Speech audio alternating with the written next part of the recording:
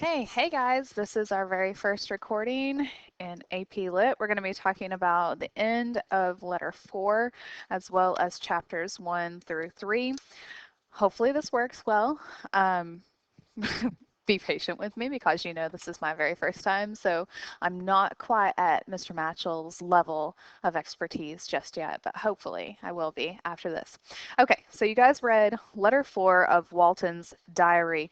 Remember, he is writing to his sister, Mrs. Saville, in England.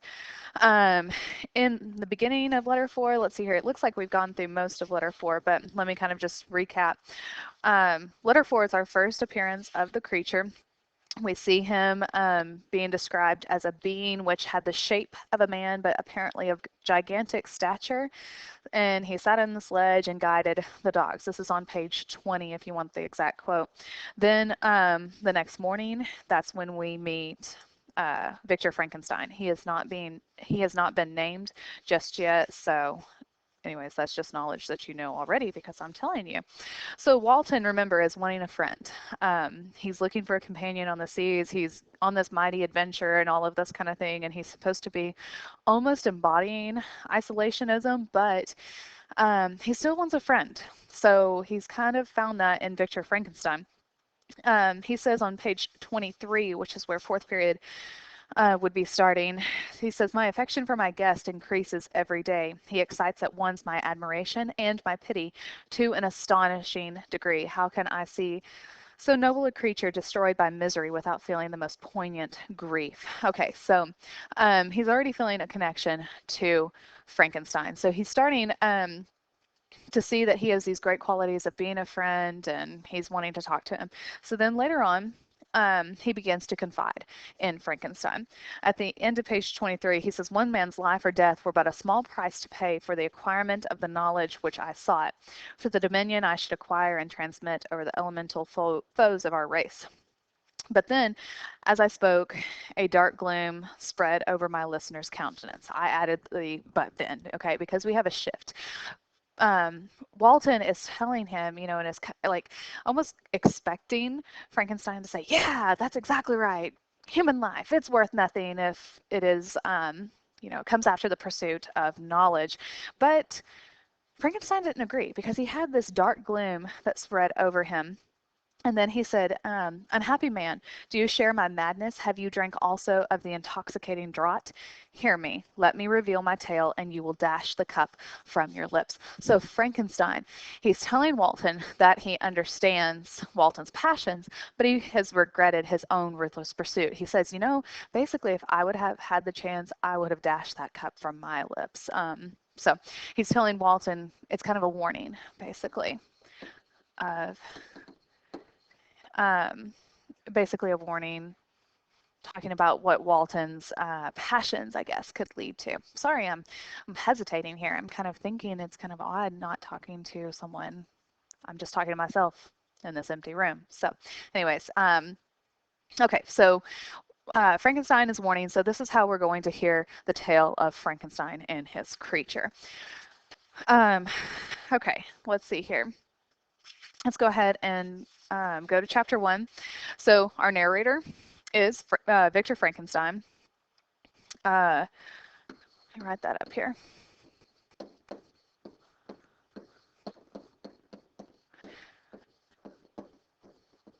Okay, but remember, it's still like through the letter form of Walton. He's writing all of this in a letter to Miss Saville, to his sister, trying to explain what happened, but our narrator, like I said, is Victor Frankenstein. He says, I am by birth a Genovese. He's from Geneva, and so this kind of explains the foreign accent that they noticed whenever he first approached the boat. Then it kind of goes into this story about a merchant. This merchant, let's see here, his name was Beaufort, was a proud and unbending disposition and could not bear to live in poverty and oblivion in the same country, blah, blah, blah, blah, blah. This is all very, very much like Mary Wollstonecraft's lover that she had in France. He left her to go be a merchant in America. He said he would come back for her and her daughter, Fanny, but he never did, and so anyways, that's very reflective of that whole experience, which Mary Shelley would have been aware of. I mean, I'm sure her father told her about her mother's past. So, anyways, that's just kind of an interesting thing to note there. So let me go. I've even got that on a slide. That's really small font. Okay, so sorry, let me fix this really quick. So that's really small. Okay, so there's a connection between the merchant character and Mary W.'s lover. So she was, I'm going to say, she wasn't really betrothed. She was in love with a merchant. He left her, and she was forced to, live throughout her pregnancy. And then whenever Fanny was born, she had to deal basically with having a daughter and being a single parent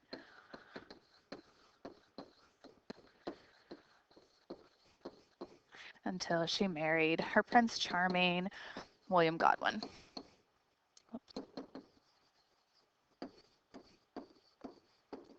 Okay, so we have William Godwin stepping in to kind of help Mary Wollstonecraft with her baby. So anyways, like I said, this is just kind of reflective of this section in the story. So it's just kind of an interesting thing to note. Okay, so I'm not going to read, hopefully you've already read this, and I'm just talking to you about points that, are important that I want you to remember. Let's talk about Elizabeth a little bit. So Elizabeth, kind of an odd story. She's just basically given to the Frankenstein family. Her mother had too many children to worry about, and so literally gave her away. And so Victor Frankenstein now has a sister. At the end of chapter 1, he said, "No word, no expression could body forth the kind of relation in which she stood to me, my more than sister, since till death she was to be mine only." Um, Anybody else think this was a little creepy, maybe a little possessive of Victor Frankenstein? Yes, he did kind of have that big brother mode, but just a hint, there's a little bit more to that. I mean, yeah, we'll get to that. Okay, so chapter 2, Elizabeth. She's kind of the epitome of a romantic. Let's see here. Where's her description? Let's see here. She was of a calmer and more concentrated disposition, but with all my ardor, I was capable of a more intense application and was more deeply smitten with the thirst for knowledge. She busied herself with following the aerial creations of the poets, and in the majestic and wondrous scenes which surrounded our Swiss home, the sublime shapes of the mountains, the changes of the seasons, tempest and calm, the silence of winter, and the life and turbulence of our alpine summers, she found ample scope for admiration and delight. So Elizabeth is, like I said, she's the epitome of a romantic. She's out in the wilderness. She's looking at these nature scenes. She is completely enamored by her surroundings, but not Victor. So Elizabeth is going to kind of act as a foil to Victor. While she is, completely satisfied with nature and with the beauty of nature and kind of God's creation, Victor is not. He is still on the path, for knowledge. That's what he wants. He's completely and wholly consumed by this thirst for knowledge. So I guess I need to write that. Elizabeth has a deep connection to nature. Let's see here. So she enjoys sublime landscapes. Let's see here. What else did I say? Let's see here. She finds satisfaction. Whoops. Whoa. I don't know what I was trying to spell there. It wasn't satisfaction, though, apparently.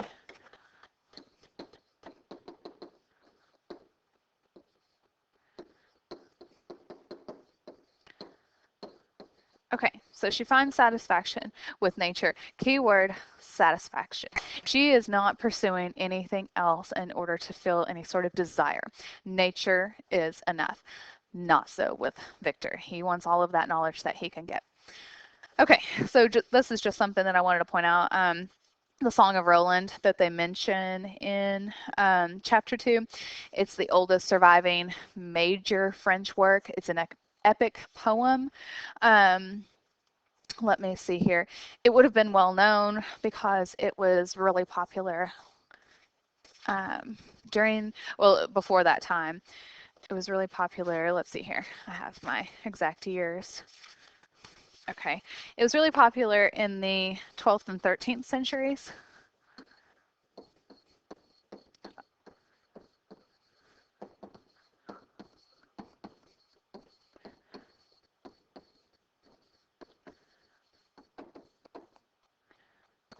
Okay, and it's thought to be written anywhere from around 1040 to, if I can read my handwriting, 1115.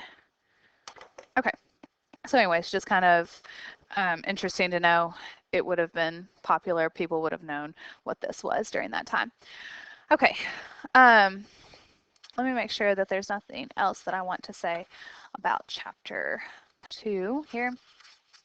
We just kind of start seeing Victor's interest in different books and things like that, and he really kind of finds a major interest in Cornelius Agrippa. Now, Cornelius Agrippa, um, his father called it sad trash and told him not to waste his time with this old Agrippa fellow. So, all right. That is a quote, sad trash. And this was really a common idea or a common opinion, sorry, not idea, common opinion about Cornelius Agrippa. He was interested, or his area was Renaissance, astrology.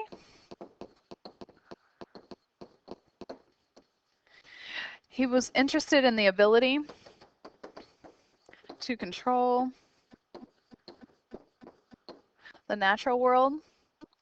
Well, I'll put this together, the natural and spirit world.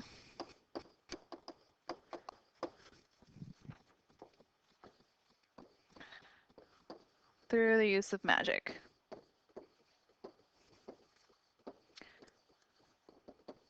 Okay, you can only imagine how the Roman Catholic Church felt about this during this time. Oh my gosh, they thought he was, basically straight from Satan. Even though Cornelius Agrippa had deep roots in Christianity, both Judaism and Christianity, actually. He was very interested in how Judaism and Christianity came into play and how they affected pagan and ancient religions. He actually, one of his beliefs in one of his books was that he believed God gave wisdom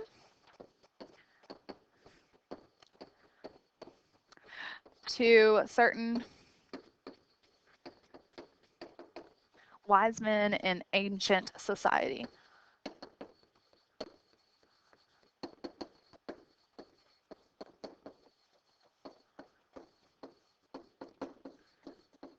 Okay, so he thought that God not only spoke to his own prophets, but also spoke to wise men of various cultures. And so he believed that there was like this clique, basically, or this group of men that God chose from ancient civilizations, and he gave them wisdom, spoke to them. And so Cornelius Agrippa felt like these writings, there had to be writings of some sort in historical documents. So he was very interested in that.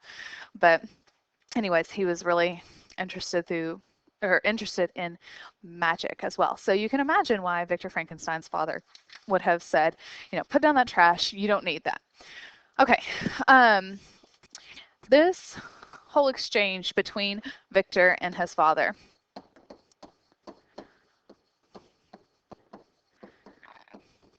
It's kind of the same way in modern society. Your parents tell you not to do something and automatically that makes you want to do it more. Don't act like you have never felt that way. I know better. So Victor even says, if instead this remark, let me start over. If instead of this remark, my father had taken the pains to explain to me that the principles of Agrippa had been entirely exploded and that a modern system of science had been introduced which possessed much greater powers than the ancient, because the powers of the latter were chimerical, while those of the former were real and practical. Under such circumstances, I could certainly have thrown Agrippa aside and have contented my oh goodness, sorry, I can't talk. Contented my imagination, warmed as it was by returning with greater ardor to my former studies. It is even possible that the train of my ideas would have never received the fatal impulse that led to my ruin. But the cursory glance my father had taken of my volume by no means assured me that he was acquainted with its contents, and I continued to read with the greatest avidity. Okay, so basically Victor's saying, if my dad would have sat down with me and talked to me about how and why what I was reading was trash, I probably would have put it down. It's kind of the same way if your parents say, hey, I don't want you watching this TV show. Basically, that's it, argument over. If they would say instead, like, hey, I don't want you watching this TV show because, the language in it is just something that I don't want you to be around. I don't feel like it has the ideals or the morals represented that we embody as a family. Something, I don't know. I'm just kind of making something up as I go along. But if Victor's father would have taken time to explain why Agrippa, in his writings were sad trash, so then maybe Victor wouldn't have gone on this path like toward the ruthless pursuit of knowledge and it would not have led to his ruin later on. So this is a good representation of the chasm or the gap, the large gap between the romantic generation and their parents.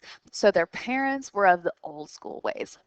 It's basically generation after generation after generation feeling like they're misunderstood by their parents, that their parents had never been in a situation that they have been in. Guess what? They have.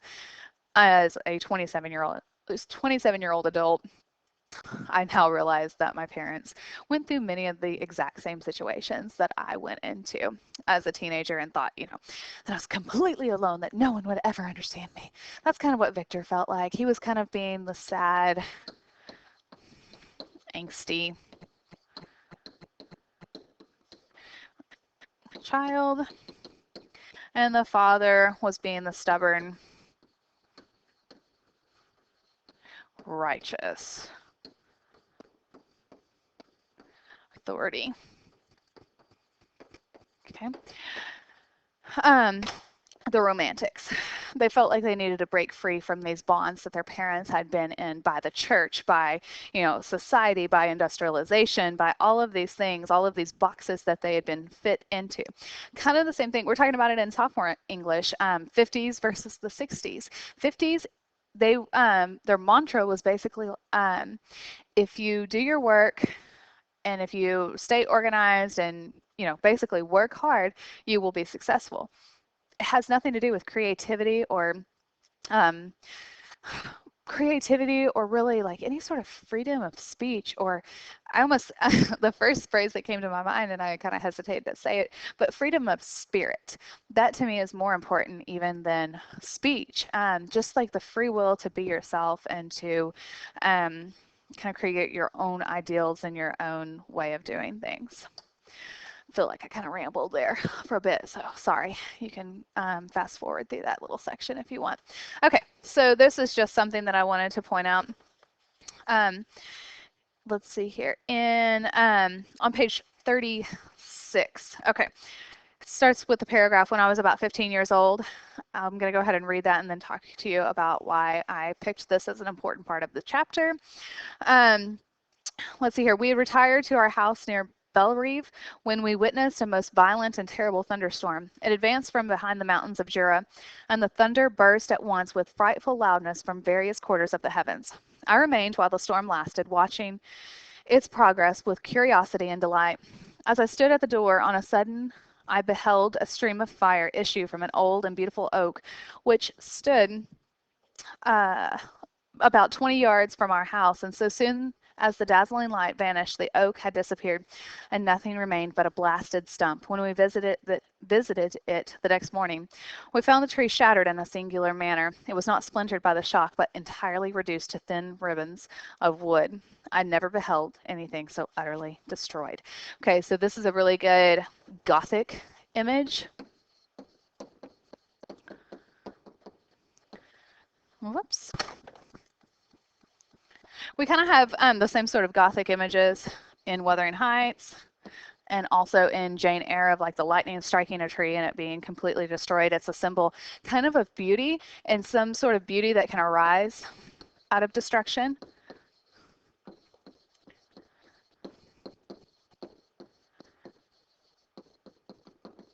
But this beauty is almost like a perverse way of looking at beauty. It's a very different type of beauty. It's not necessarily beautiful.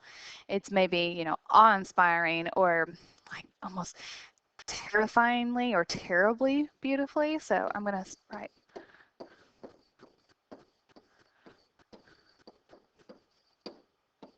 I'm supposed to say different beauty. Okay, so anyways, this is kind of just like a Gothic image, like I said, or an archetypal image.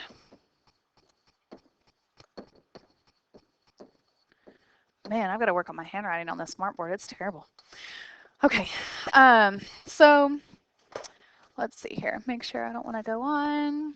All right, chapter 3. Go ahead and start this. So Elizabeth caught scarlet fever. She was really, really sick, really close to death, and Victor Frankenstein's mother sacrificed herself in order to take care of Elizabeth. So Elizabeth was sick.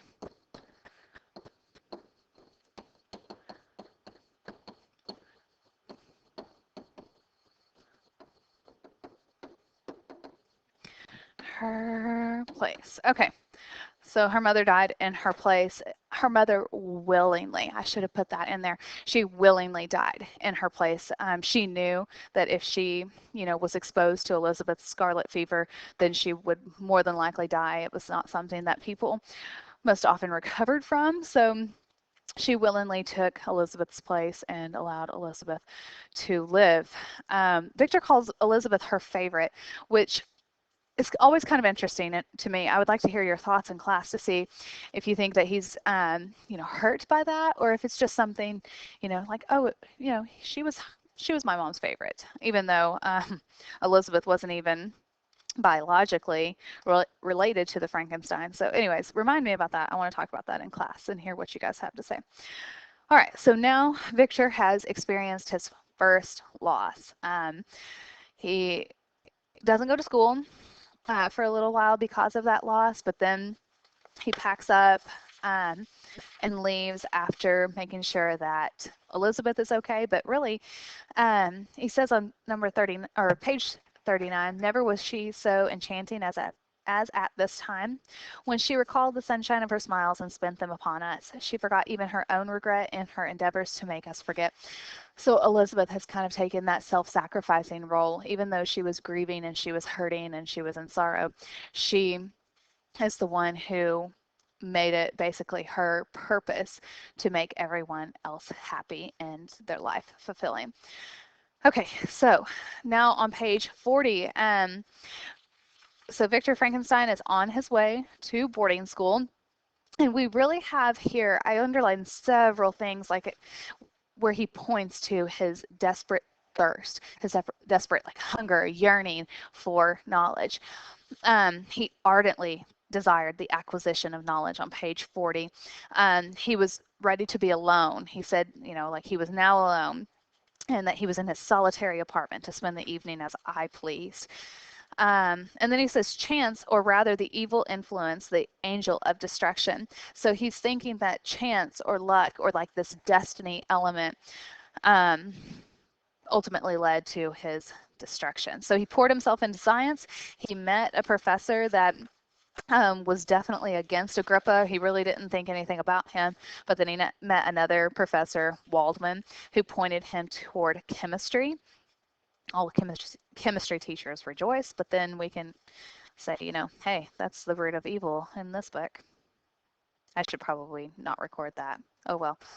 So anyways, on page 40, he says, chemistry is that branch of natural philosophy in which the great improvements have been made and may be made. So this is going to be Frankenstein's vehicle for change and for discovery.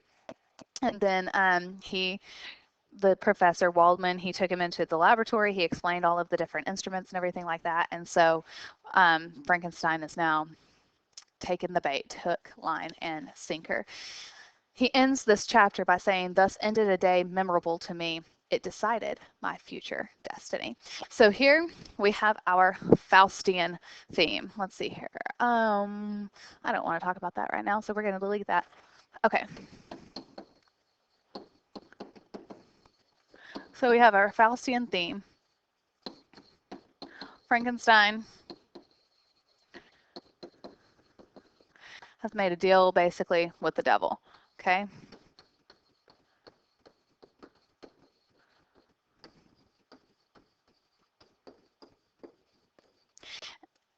I'm going to put like an arrow here. I don't want to call Waldman the devil. Like he's really not that role in it.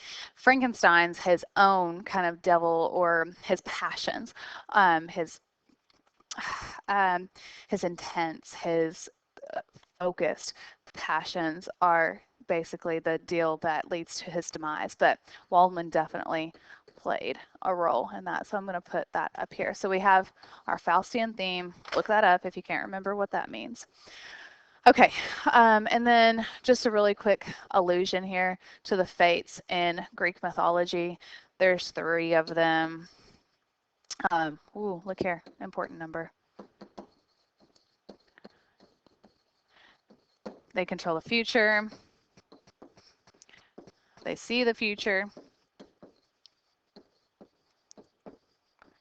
And they basically rule over men's lives, men and women. But most of the time, men are the ones who seem to come under their heavy-handed dealings with fate. Okay.